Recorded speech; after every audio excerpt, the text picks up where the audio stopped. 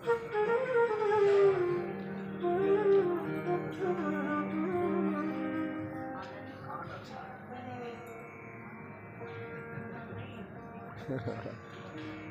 बहुत खराब है मेरा, कहीं कुछ थोड़ा इधर उधर बस कुछ आवाज होती रहती है तो तुरंत पकड़ जाते हैं।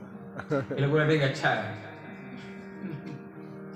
बोली रास बिहारी लाल की जय।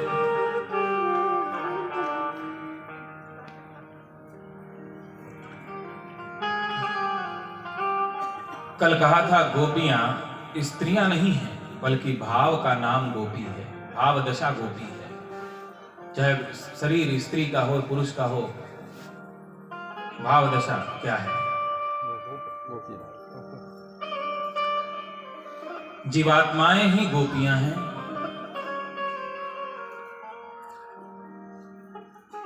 जीव का ब्रह्म के साथ मिलन, यही महारास है। सुखदेव जी बाल ब्रह्मचारी हैं, वीतरागी परमहंस मुनि हैं, और परीक्षित परम जिज्ञासु हैं। 7 दिन उनके पास है, तो क्या सुखदेव जी ऐसी बातें बताएंगे उनको कि कृष्ण एक पुरुष है, उसने बहुत स्त्रियों को बुला लिया और यमुना किनारे नाचने गाने लगे? लौकिक उदाहरण का आश्रय लिया है।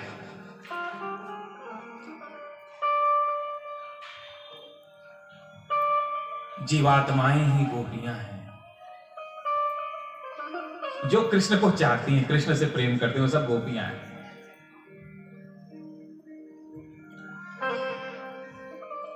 जीव और शिव का मिलन ही महारास है। यह मिलन ऐसा ही है जैसे बिंदु और सिंधु का मिलन होता है।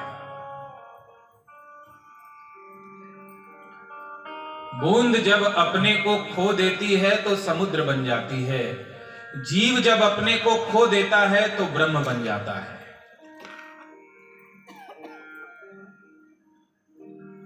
बूंद यदि समुद्र में मिल जाए तो वो बूंद रह जाती है क्या? अब वो बूंद नहीं रह गई, समुद्र में मिलकर समुद्र ही हो गई। ऐसे ही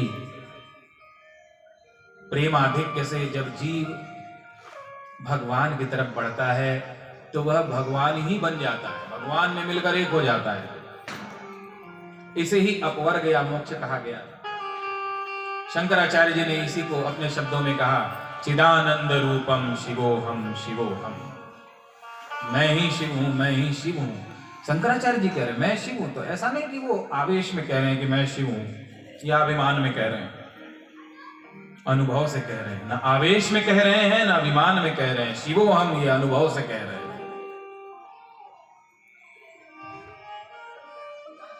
यदि कोई परमात्मा को ढूंढने निकलता है तो स्वयं को पाता है।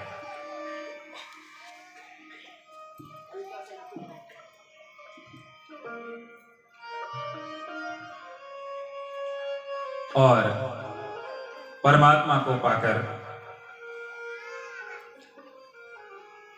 वह स्वयं कहता है अहम ब्रह्मास्मि, मैं ही ब्रह्म हूं, शिवोहम मैं ही शिव हूं। जीव और ब्रह्म का मिलन महारास है। इस 5 अध्याय में रास पंचाध्यायी जिसे कहा जाता है, इसमें शुकाचार्य जी ने बताया प्रेम के द्वारा ही जीव और ब्रह्म का मिलन हो सकता है, और कोई दूसरा उपाय नहीं है। लेकिन प्रेम की सबसे बड़ी बाधा है अभिमान।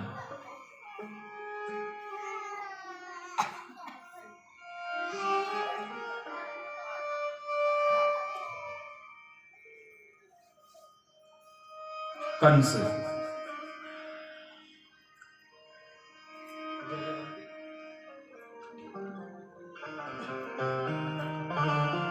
अनेक असुरों को भगवान को मारने के लिए भेजता है, लेकिन होता उल्टा है। वो भेजता है भगवान को मारने के लिए, उल्टे भगवान ही उन सभी राक्षसों का वध कर डालते हैं। कंस ने मंत्रियों की सभा बैठाई, सबसे विचार विमर्श किया।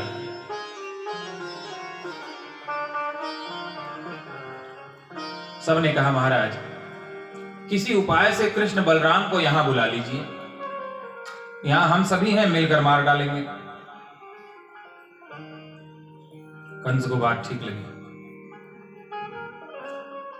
सबके बुलाने से कृष्ण और बलराम को नंद यशोदा नहीं भेजेंगे। अक्रूर जी को बुलाया है। अक्रूर जी, हम लोगों ने अभी भी ये निर्णय किया कि एक विशाल यज्ञ करें। हमारे पूर्वजों के पास शिव जी का धनुष है, धनुष यज्ञ होगा। कृष्ण और बलराम को भी यज्ञ में बुलाएं, और जब वे दोनों यहां आ जाएं, तो उनका हम सबके बीच सम्मान करें। अक्रूर जी तो समझ गए कि कंस के मन में दुर्भाव है। ये कृष्ण बलराम को सम्मानित करने के लिए नहीं, बल्कि वध करने के लिए उन्हें यहां बुला रहा है।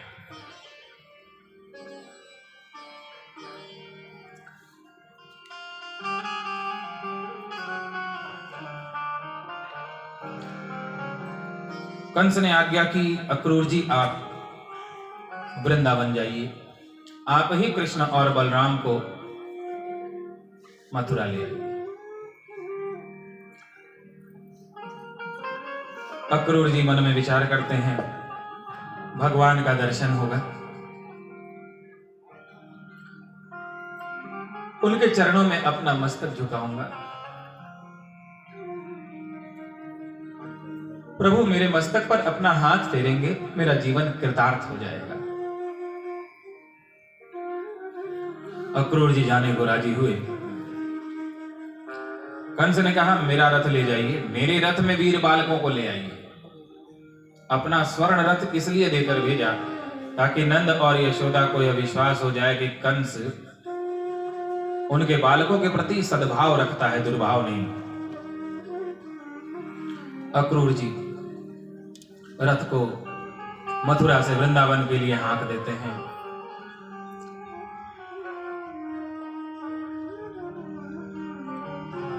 गच्छन् पथि महाभागो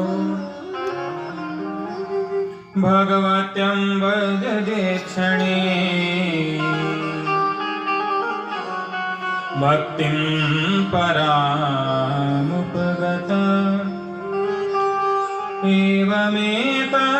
एवमेतदचिन्तय।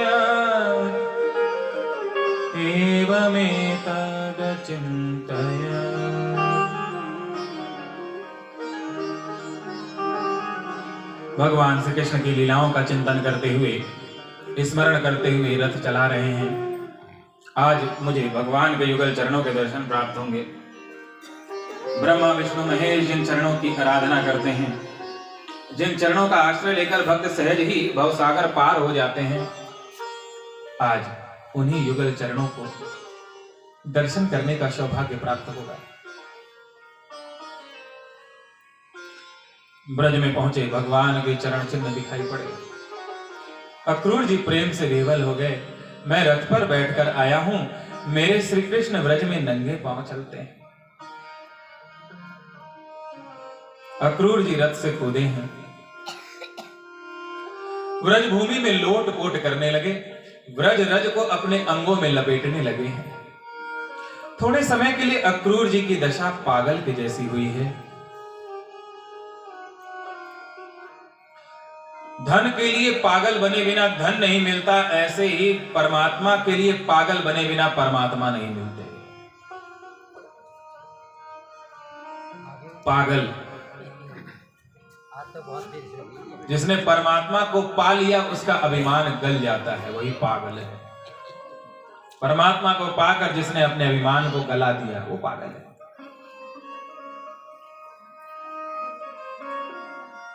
अक्रूर जी के मन में भाव है, प्रभु के चरणों में पड़ जाऊंगा। जब तक मुझे काका जी कहकर नहीं बुलाएंगे, तब तक चरणों में ही पड़ा रहूंगा। दंडवत प्रणाम करते हुए भगवत दर्शन के लिए आगे बढ़ते हैं। संध्या के समय भगवान गोचारण करके लौट रहे हैं। अक्रूर जी ने जैसे ही दर्शन किया,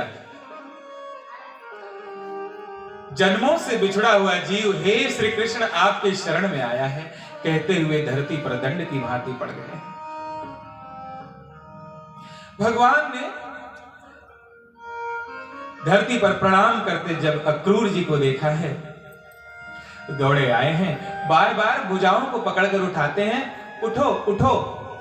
अक्रूर जी के हृदय के भाव को भगवान ने जाना है, फिर अपनी वाणी से कहा, काका जी उठो। काका जी शब्द जब कानों में पड़े, अक्रूर जी भगवान के चरणों को चूम कर खड़े हुए।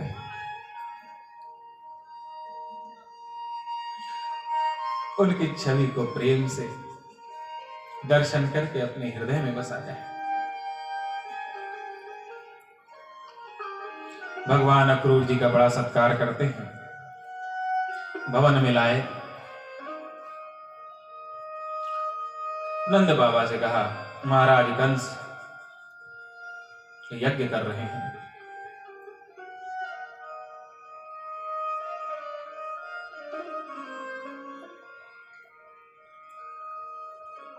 उस यज्ञ में उन्होंने कृष्ण बलराम को निमंत्रित किया है,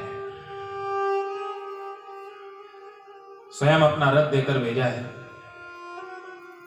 नंद बाबा बोले हैं, महाराज हमारे बच्चों को बुला रहे हैं, हमारे बालकों के लिए अपना रथ देकर भेजा है।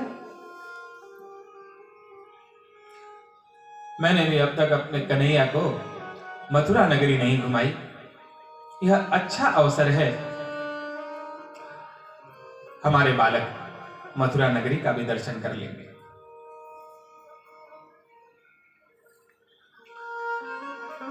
नंद बाबा जाने को तैयार हुए, भोले हैं इसलिए वो ये नहीं जान पाते कि जाने के बाद क्या होने वाला है।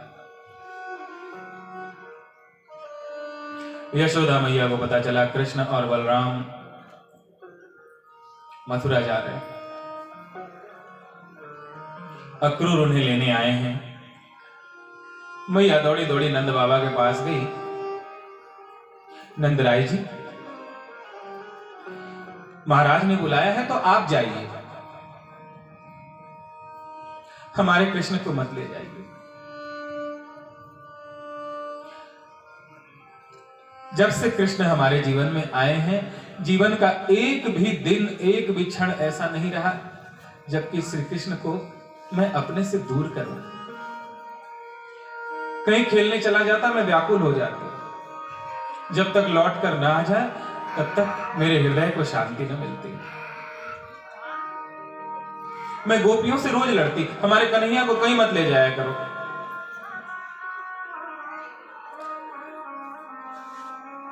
मैंने सपना देखा, मेरा कृष्ण रथ में बैठकर मथुरा जा रहा है, अब कभी लौट कर नहीं आएगा। नंदराय जी यदि मेरा यह स्वप्न सत्य हुआ तो मैं जीवित नहीं रह पाऊंगी। नंद बाबा यशोदा मैया को समझाते हैं, यशोदा मैं सदा के लिए कृष्ण को नहीं ले जा रहा हूं, कुछ दिनों में घुमा फिरा कर वापस ले आऊंगा। बहुत समझाया लेकिन मां का हृदय नहीं माना। कृष्ण के बिना कैसे जीवित रहूंगी।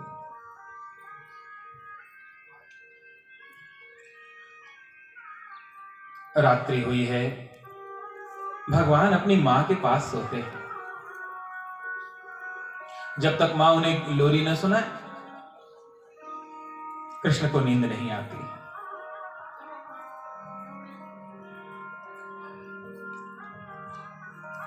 बालों में हाथ फेरती है, कन्हैया सो गए, मां की आंखों में आंसू। आंगन में बैठकर रोने लगी है। कन्हैया की नींद खुली, मां कहां है? ढूंढते ढूंढते आंगन में पहुंचे, देखा मां रो रही है।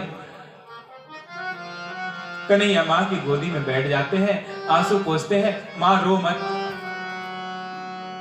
मां तू क्यों रो रही है? मां मेरे से कोई अपराध हो गया? अब तो मैं चोरी भी नहीं करता, अब तुम्हारे पास कोई शिकायत भी नहीं आती। मां मुझसे कोई भूल हुई हो तो क्षमा कर, लेकिन रो मत। नहीं बेटा, तुझसे कोई भूल नहीं हुई। कल तू मथुरा जा रहा है ना, इसलिए मेरी आंखें बरस रही हैं। मां, तू मेरे बिना नहीं रह पाती ना, तो क्या मैं तेरे बिना रह सकता हूं? नंद बाबा मुझसे कह रहे हैं इसलिए मैं जा रहा हूं, मेरी जाने की इच्छा नहीं है। मां, मैं जा तो रहा हूं लेकिन जल्दी वापस आ जाऊंगा। वापस आने की बात कही, मैया को आनंद हुआ, मेरा बेटा झूठ नहीं बोलता, इसने आने की कहा है तो अवश्य आएगा। लेकिन मां ये नहीं पूछ पाई कि तू कब तक लौट कर आएगा। और ना श्री कृष्ण ने बताया। सुबह हुई, सूर्य उदित होने लगे, पक्षी चहचहाने लगे, गाय रंभा कर कृष्ण को बुलाने लगे। मैया कृष्ण को जगाने गई। आज मेरे पास है, फिर कब आएगा? कृष्ण को जगाने में मां के हाथ कांपते हैं, उठेगा तो दूर चला जाएगा।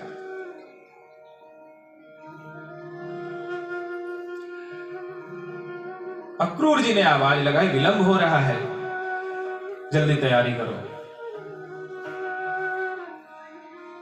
यशोदा मैया ने कन्हैया को उठाया। गोपियों को पता चला श्री कृष्ण मथुरा जा रहे हैं, अक्रूर उन्हें लेने आए हैं। सारी गोपियां चित्कार करती हुई दौड़ी हैं, गिरती हैं, फिर खड़ी होकर दौड़ती हैं, सब श्री कृष्ण के चरणों में लिपट गई हैं। हे श्याम सुंदर, हम पर दया करो। देखो, हम गोपियां अनपढ़ गंवार हैं, ग्वालिन हैं, सेवा कैसे करना चाहिए, सेवा धर्म हम नहीं जानती, प्रेम की परिभाषा का हमें पता नहीं है।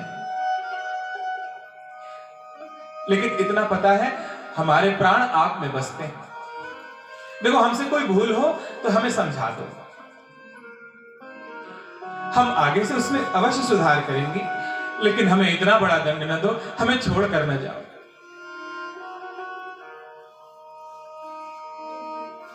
राधा मूर्छित है। भगवान कृष्ण राधा को ढूंढते हुए उनके निकट गए। कुछ सखियां राधा को हवा कर रही हैं। भगवान राधा के मस्तक पर अपना हाथ फेरते हैं। राधे, उठो राधे। राधे, ये बांसुरी, ये मुझे प्राणों के समान हुई है। ये बांसुरी मैं तुम्हें देता हूं राधे, आज से मैं बांसुरी नहीं बजाऊंगा, अब शंख धारण करूंगा। मैं तुम्हारे लिए ही तो बांसुरी बजाता था, तुम्हें छोड़कर जा रहा हूं, किसके लिए बांसुरी बजाऊं? मेरी बांसुरी को संभाल कर रखना राधे। जब तुम्हें मेरी बहुत याद आए तो तुम बंशी बजाना, मैं जहां भी रहूंगा भागता हुआ तुम्हारे पास आ जाऊंगा।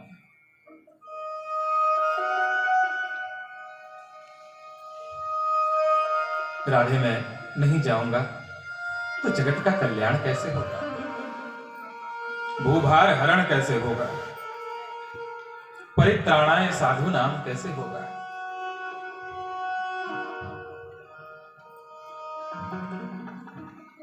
कुछ गोपियां अक्रूर जी से बात करती हैं। अक्रूर, तुम यहां क्या करने आए हो? अक्रूर, तुम्हारा नाम क्रूर होना चाहिए था, तुम हमारे श्री कृष्ण को हमसे दूर ले जा रहे हो। अक्रूर, ये गायें जब तक श्याम सुंदर का दर्शन नहीं कर लेती तब तक जल भी नहीं पीती।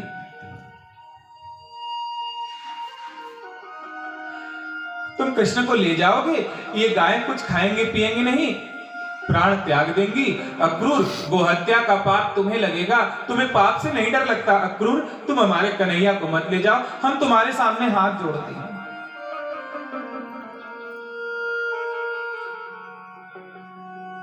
अक्रूर जी के नेत्र नीचे की ओर हैं। इन गोपियों का प्रेम सच्चा है।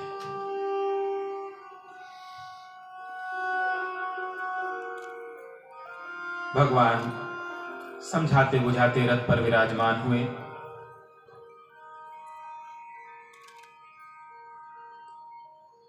ग्वाल बाल नंद बाबा के पास गए। बाबा, हमें भी साथ ले चलो। मथुरा नगरी बहुत बड़ी है, कन्हैया हमसे छोटा है, हम कन्हैया का ध्यान रखेंगे, उसे कहीं भूलने नहीं देंगे। जो परमात्मा सारे जगत का ध्यान रखते हैं, ग्वाल बाल उन परमात्मा के ध्यान रखने की बात करते हैं। अतिशय प्रेम है श्री कृष्ण से।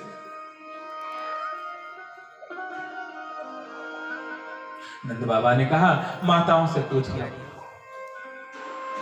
ग्वाल बाल दौड़े दौड़े गए, माताओं से पूछा, मां, कन्हैया मथुरा जा रहा है, हम भी जाएं? हाँ बेटा, जाओ, कन्हैया का ध्यान रखना, उसे जल्दी वापस लेकर आना। कृष्ण गोकुल का प्राण है।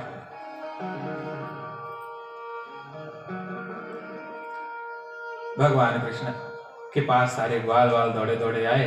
नंद बाबा से कहते हैं, बाबा, हमारे कन्हैया के लिए सोने का रथ आया है, हमारा कन्हैया रथ में बैठे, ये देखने की बड़ी इच्छा है, रथ में बैठने की हमारी इच्छा नहीं है। हम तो कन्हैया के पीछे पीछे नाचते गाते चलेंगे। नंद बाबा ने समझाया, बच्चों, मथुरा दूर है, हम पीछे पीछे बैलगाड़ी से चलेंगे।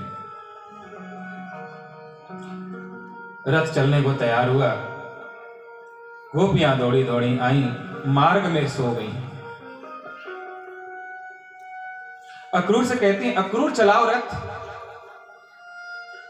और ले जाओ हम गोपियों के ऊपर से। हमारे प्राण लेकर ही तुम कृष्ण को हमसे दूर ले जा सकते हो।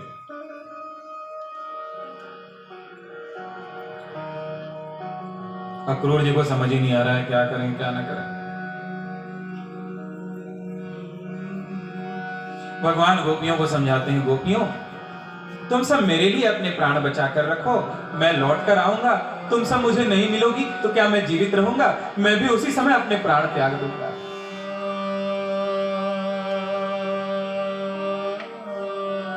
गोपियों के प्राण तो कृष्ण के साथ ही चले गए होते, लेकिन श्री कृष्ण लौट कर आएंगे, हमें मृत देखकर उन्हें पीड़ा होगी, इसलिए उन्होंने अपने प्राणों को बलपूर्वक, हठपूर्वक रोक रखा है।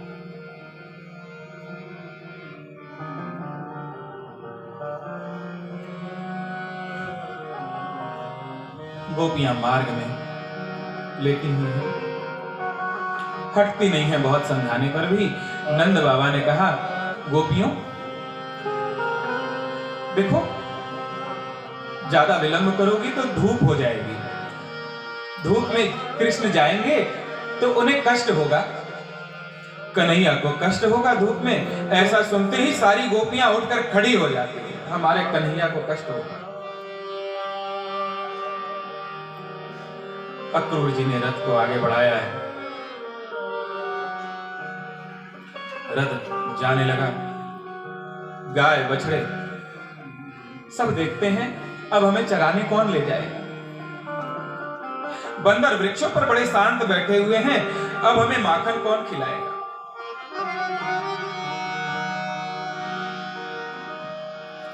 यशोदा मैया रथ के पीछे पीछे दौड़ी है। लाला रुको। भगवान ने रथ को रुकवाया है, नीचे उतरे। मां के आंसू पूछे, मां क्यों रो रही है? बेटा, तुम मथुरा जा रहे हो, जहां भी रहो सुखी रहो, मेरा आशीर्वाद है। आज मैं तुझे जाने से पहले एक बात बताना चाहती हूं, जो मैंने आज तक तुझे नहीं बताई। बोलो मां। बेटा, तू बचपन से मुझे मैया मैया कहता था ना, लेकिन सच तो यह है कि मैं तेरी मैया नहीं हूं, मैं तो तेरा पालन पोषण करने वाली दासी हूं। तू मथुरा जा रहा है, देवकी तुम्हारी मां है, बेटा वहां जाकर के यशोदा दासी को मत भूल जाना, उसे लौटकर अपना दर्शन देना।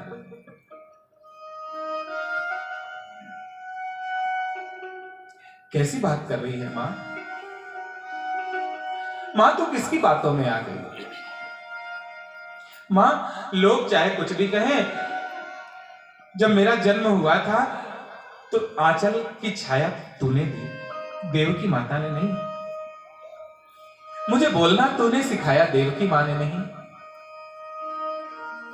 मुझे उंगली पकड़कर चलना तूने सिखाया, मुझे माखन मिश्री तूने खिलाई। मां, लोगों की बात मत सुनाकर, लोग चाहे कुछ भी कहें, मैं तो सारे जगत में यही कहूंगा, मैं यशोदा का पुत्र हूं, यशोदा ही मेरी मैया है।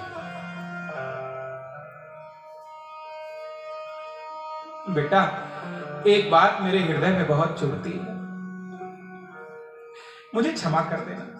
मां कृष्ण के पांव की तरफ बढ़ी, भगवान अपने पांव पीछे खींचते हैं, मां के हाथ पकड़ते हैं। मां तू क्या कर रही है? बेटा, बचपन में तूने बर्तन फोड़े थे, मैंने तुझे उखल में बांध दिया था, तू रो रहा था, मुझे दया नहीं आ रही थी, मेरे उस बंधन को भूल जाना बेटा, उसके लिए क्षमा करना, और ये बात जाकर कहीं किसी को मत बताना, उसका मुझे बहुत दुख है। मां, तेरे उस बंधन को मैं कैसे भूल सकता हूं? अरे मां, इस ब्रह्मांड में किसकी सामर्थ्य है जो मुझे बांध ले? तेरे प्रेम में ही वो सामर्थ्य थी कि तूने मुझे बांध लिया।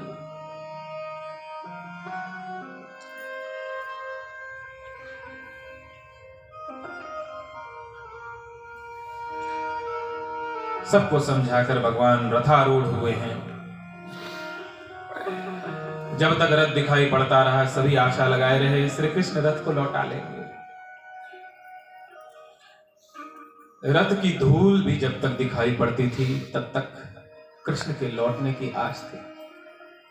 अब उसे हमारी याद आ जाएगी, लौटा देगा। हमारी आंखों में आंसू तो होते हैं, लेकिन क्या भगवान के लिए हमारी आंखें कभी रोती हैं? भगवान को विद्वता से नहीं, भगवान को प्रेम से पाते हैं। गोपियां विद्वान नहीं हैं, ग्वाल बाल गरीब हैं, लेकिन कृष्ण से अतिशय प्रेम है।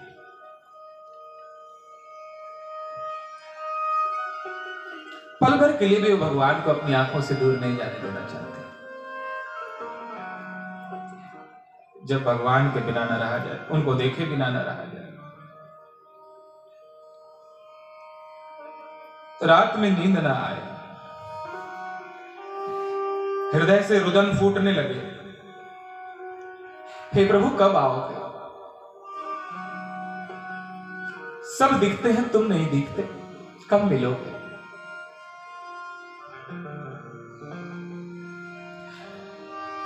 वियोग ही सबसे बड़ा संयोग है। वी यानी विशेष योग, अलग होने को वियोग कह सकते हैं, लेकिन भक्त का भगवान के साथ जो वियोग है वह विशेष योग है। वो भगवान से दूर है, आंखों के सन्मुख नहीं है, लेकिन विरह में जो उनके लिए रोता है, उन्हें पुकारता है, कभी व्याकुल हो जाता है। भोजन अच्छा नहीं लगता, जल अच्छा नहीं लगता, प्रभु कब आओ?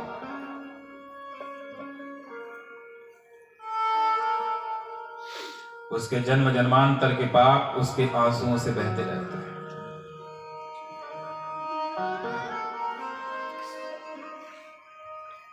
मच्चित्ता मदगत प्राणा बोधयन्तः परस्परं कथयन्तश्च मां नित्यं तुष्यन्ति च रमन्ति च तेषां सततयुक्तानां भजतां प्रीतिपूर्वकं ददामि बुद्धियोगं तं येन मां उपयान्ति।